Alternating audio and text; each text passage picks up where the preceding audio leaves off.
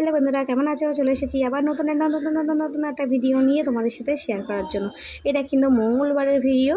তো মঙ্গলবারের দিন তোমরা সবাই জানো বিপত্তারিণী পুজো, ওই জন্য আমি রেডি হয়ে গেছি, হালকা রেডি হয়ে চলে এসেছি শ্যামনগর মন্দিরে। তো বড়মশাই আর ছেলে হাঁপিয়ে গেছে, কারণ যেহেতু ছেলে খুবই বিরক্ত করছিল, খুবই দুষ্টুমি করছিল, ও শুধু দৌড়ি করে বেড়াচ্ছিলো। তো ওরা দুজনে একটু বসে নিল আর আমি একটুখানি ভিডিও করে নিচ্ছিলাম। আর এই দেখো, ওই যাতে বসতে আবার চলে এসেছি ঝুলতে। তারপরে দেখো এখানে কিন্তু প্রত্যেকটা কিন্তু শিবলিঙ্গ রয়েছে, আর প্রত্যেকটা শিবলিঙ্গে কিন্তু আমার ছেলে নমস্কার করবে।